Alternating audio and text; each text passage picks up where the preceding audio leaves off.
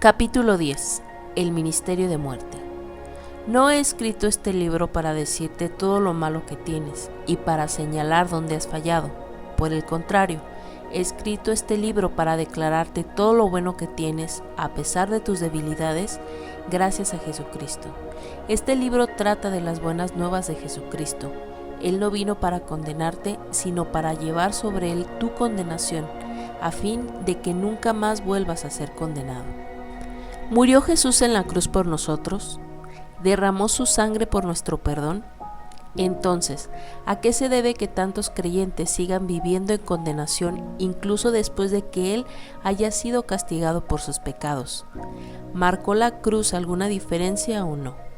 Jesucristo ya ha liberado a todos los creyentes del pacto de la ley que les condena, pero hay creyentes que deciden seguir viviendo bajo su condenación en vez de recibir la gracia que compró para ellos la sangre de Jesucristo. En vez de poner su confianza en la bondad inmerecida de Dios mediante Jesucristo, han decidido poner su confianza en su capacidad para vivir bajo los 10 mandamientos. Sencillamente han escogido el ministerio de muerte. Sacrilegio. Debes saber que los 10 mandamientos son las leyes santas de Dios. ¿Cómo se atreve a llamarlos el ministerio de muerte? Tranquilo, amigo, no es una idea que se me haya ocurrido a mí. La Biblia lo dice claramente. Segunda de Corintios capítulo 3, versículo del 7 al 9. Y si el ministerio de muerte, grabado con letras en piedras, fue con gloria, tanto que los hijos de Israel no pudieron fijar la vista en el rostro de Moisés a causa de la gloria de su rostro, la cual había de perecer, ¿cómo no será más bien con gloria el ministerio del Espíritu? Porque si el ministerio de condenación fue con gloria, mucho más abundará en gloria el ministerio de la justificación.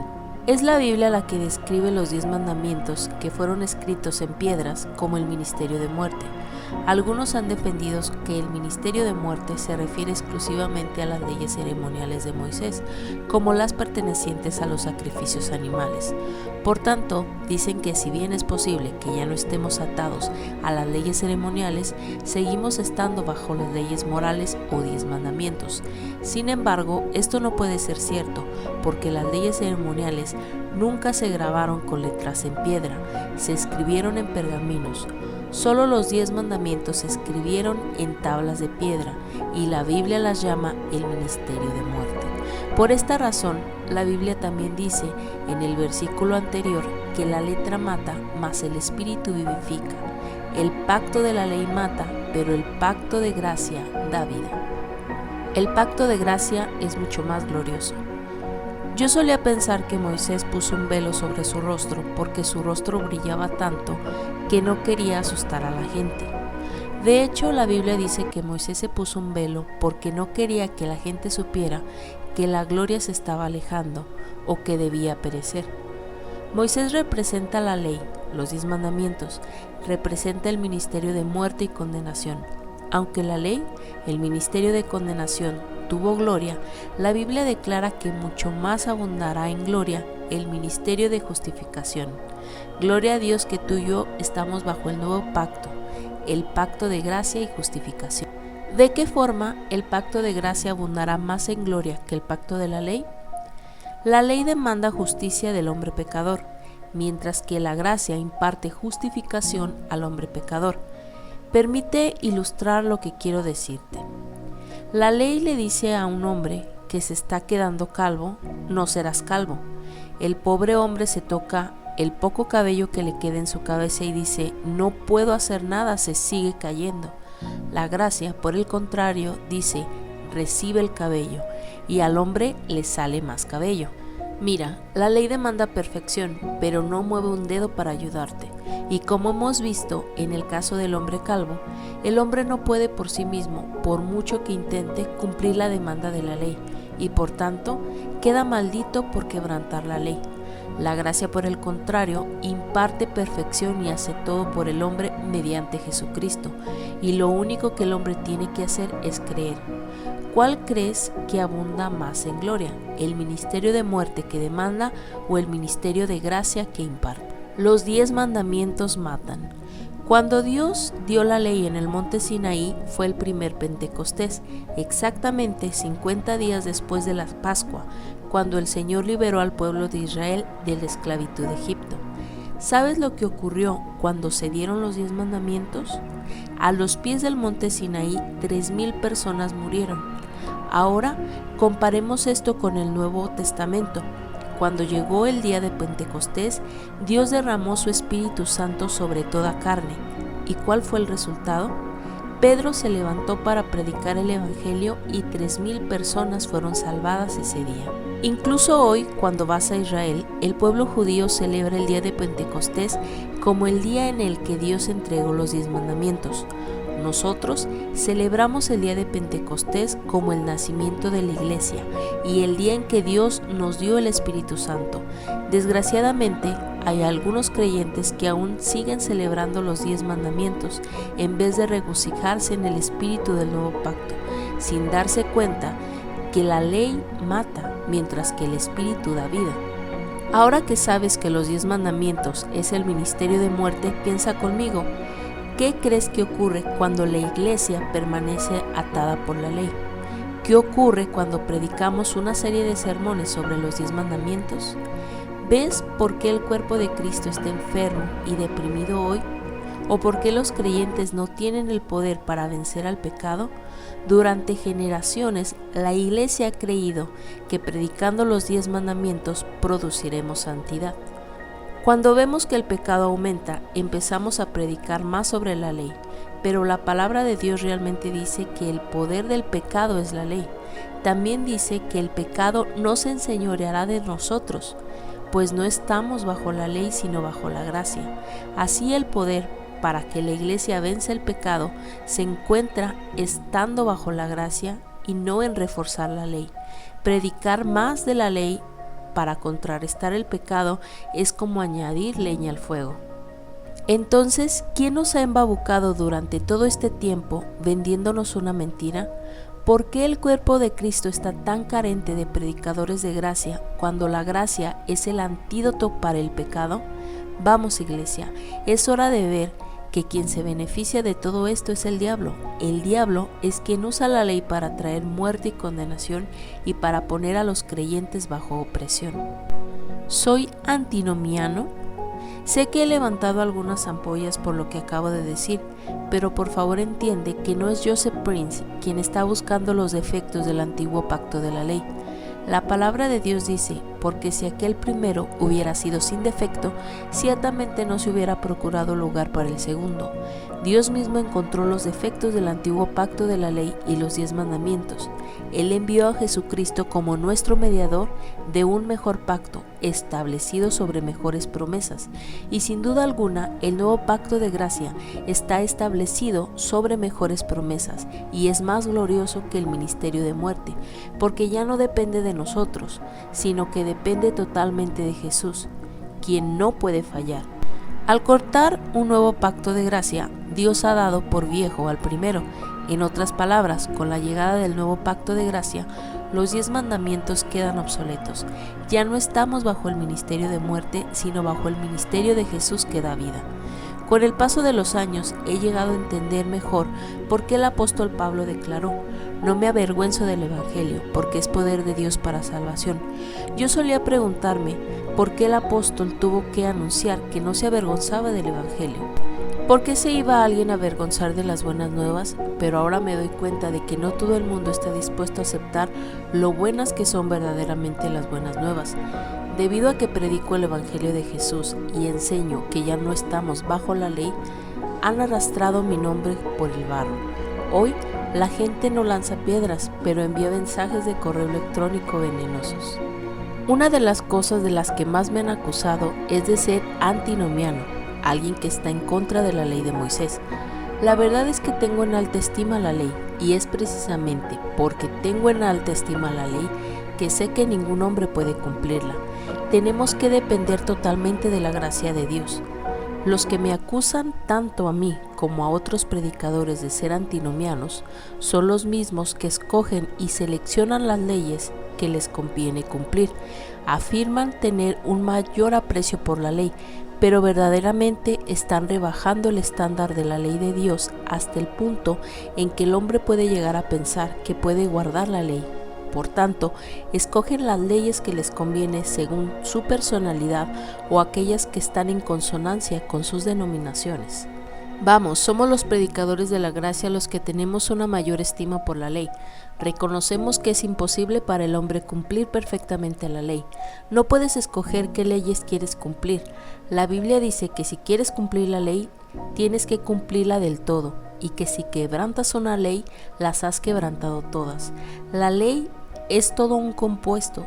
Dios no evalúa por partes. Además, no puedes cumplir simplemente la ley exteriormente, sino que tienes que cumplirla también interiormente. ¿Conoces a alguien, aparte de Dios mismo, que pueda cumplir perfectamente las leyes de Dios todo el tiempo? Permíteme decir esto explícitamente para que no haya malos entendidos. Yo acepto la ley en cuanto al propósito para el cual Dios la dio, y puedes citarme en esto. Mira, Dios no nos dio la ley para cumplirla, entregó la ley para llevar al hombre al límite de sí mismo, para que entendiera que necesita un Salvador.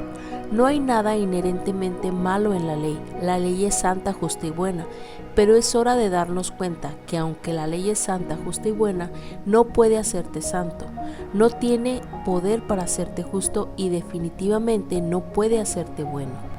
¿Recuerdas la analogía que usé antes comparando la ley con un pequeño espejito que revela tus defectos? Amigo, si miras en el espejo y ves algo feo, no culpes al espejo, no te enojes y golpes el espejo, no es culpa del espejo. El propósito del espejo simplemente es revelar tus defectos. Del mismo modo, no es culpa de la ley, su propósito es revelar tus pecados, no fue diseñada para quitar tus pecados. De hecho, la Biblia dice que la ley fue dada para magnificar tus pecados, pero la ley se introdujo para que el pecado abundase.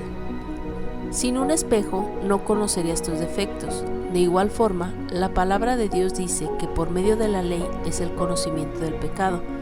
También nos dice que la función de la ley es, de manera que la ley ha sido nuestro ayo para llevarnos a Cristo, a fin de que fuésemos justificados por la fe. ¿Qué te dicen todos estos versículos, amigo? Te dicen que la ley fue diseñada para llevarte al límite de ti mismo y para desesperarte en tus propios esfuerzos por cumplir las normas de Dios, para que veas por ti mismo que necesitas un Salvador. La ley no justificó a nadie y condenó al mejor de nosotros, pero la gracia salva incluso al peor de nosotros. Sin embargo, aún hay personas que intentan usar los 10 mandamientos para quitar sus pecados. Eso es como frotar el espejo para intentar quitar las espinillas de tu rostro. No se puede, amigo. Solo la sangre de Jesús puede quitar los pecados. Su sangre fue derramada en el Calvario para que tus pecados fueran perdonados. Comienza a creer hoy en las buenas nuevas. El conocimiento del bien y del mal. Existen 2 árboles en el huerto del Edén con los que tienes que estar familiarizado. El primero es el árbol del conocimiento del bien y del mal. Este es el árbol del que a Adán y a Eva se les prohibió comer. ¿Te has dado cuenta de que este árbol no se llamó el árbol del conocimiento del mal? Se le llamó el árbol del conocimiento del bien y del mal. Esto se debe a que el árbol es un cuadro de la ley de Dios o de los 10 mandamientos. La ley es el conocimiento del bien y del mal. Dios no quería que el hombre participase de la ley, quería que el hombre participase del árbol de la vida, que es un cuadro de nuestro Salvador Jesucristo. Cualquiera que participe de este árbol tendrá la vida eterna. Pero Pastor Prince, ¿qué tiene de malo conocer el bien y el mal? ¿Qué tiene de malo conocer la ley? El peligro es este: puedes conocer la ley de memoria y aún así estar a kilómetros de distancia de Dios. Bajo la ley, lo único que tienes es una religión, no una relación con Dios. Pero Dios quiere una relación con nosotros, una relación que dependa única y exclusivamente de su bondad. Cuando el hombre participa del árbol del conocimiento del bien y del mal, comienza a depender de sus propios esfuerzos por hacer el bien y por mantenerse alejado del mal. Y cuando del hombre depende de sus propios esfuerzos, está destinado a fallar. Por el contrario, cuando el hombre participa del árbol de la vida, depende completamente de Jesús y solo de Jesús. Ahora bien, ¿quién plantó el árbol del conocimiento del bien y del mal en el huerto? ¿La serpiente? No, fue Dios. De hecho, cuando Dios había creado todo el huerto del Edén, vio todo lo que él había hecho y dijo que era bueno. Esto incluía el árbol del conocimiento del bien y del mal. El árbol del conocimiento del bien y del mal era del Señor, pero aunque el árbol era bueno en sí mismo, no era bueno que el hombre comiera de él. De igual modo, aunque la ley de Dios es santa, justa y buena, no tenía el propósito de que el hombre la cumpliera. El hombre no puede cumplirla. Además, el hombre no puede elegir qué leyes quiere cumplir. Si falla en una, falla en todas. Dios no evalúa por partes. La Biblia dice que la paga del pecado es muerte. Por tanto, cuando el hombre falla en un aspecto de la ley, está condenado a muerte y no puede participar más del árbol de la vida, el cual le daría la vida eterna. Por este motivo, cuando Adán y Eva pecaron, Dios tuvo que expulsarles del huerto y colocar un querubín y una espada encendida que se revolvía por todos lados para guardar el camino del árbol de la vida. ¿Qué significa todo esto? Bien, hay un principio de interpretación bíblica conocido como la ley de la primera mención, que dice que cada vez que una palabra se menciona por primera vez en la Biblia, el significado de la palabra en este caso tiene un significado especial en cuanto a cómo debemos entender esa palabra en toda la Biblia. En este caso, esta es la primera vez que se menciona la palabra espada en la Biblia. En el contexto de este versículo, vemos aquí la espada como el juicio de Dios. Es una espada implacable que se revuelve para que no haya manera de que el hombre pecaminoso, al haber desobedecido a Dios, pueda volver a él jamás. Ahora, veamos la última ocasión en que aparece la palabra espada en el Antiguo Testamento. Se encuentra en el capítulo 13 de Zacarías. Zacarías capítulo 13 versículo 7. Levántate, oh espada, contra el pastor y contra el hombre, compañero mío. Hiera al pastor y serán dispersadas las ovejas. El pastor mencionado en el versículo se refiere a Jesús, nuestro buen pastor, y a cómo todos los discípulos huyeron cuando Jesús fue crucificado. Nos muestra que la espada implacable de juicio que durante tantas generaciones había apartado a los hombres pecadores del Dios Santo, finalmente fue envainada en el costado de nuestro Señor Jesús, cuando todo el juicio y la venganza de Dios por todos nuestros pecados recayeron sobre él en la cruz. Jesús fue molido en la cruz por nuestros pecados. Al sacrificarse y absorber toda la ira del juicio que estaba preparada para ti y para mí, Jesús detuvo la espada de juicio que nos impide participar del árbol de la vida. Sacrificó su propio cuerpo para abrir el camino al árbol de la vida. Dios nunca nos condenará porque su Hijo unigénito ya ha sido condenado por nosotros. La cruz del Calvario se ha convertido en el árbol de la vida para nosotros en el nuevo pacto. Podemos participar libremente de su justicia y vivir cada día sin culpabilidad, condenación y vergüenza. ¿Qué significa esto, amigo? Significa que cuando Dios te mira, ya no hay más juicio para ti. Deja de depender del árbol del conocimiento del bien y del mal para tu justificación. Jesús te ha redimido del ministerio de muerte al morir en la cruz. Disfruta hoy de lo que Él ha comprado para ti y participa de la obra consumada de Jesús, nuestro árbol de la vida. Ya no estás bajo el ministerio de muerte. Jesús vino para darte vida y vida en abundancia. Gracias por escucharnos. Te invitamos a que te suscribas, des manita arriba y nos ayudes a compartir. Gracia y paz.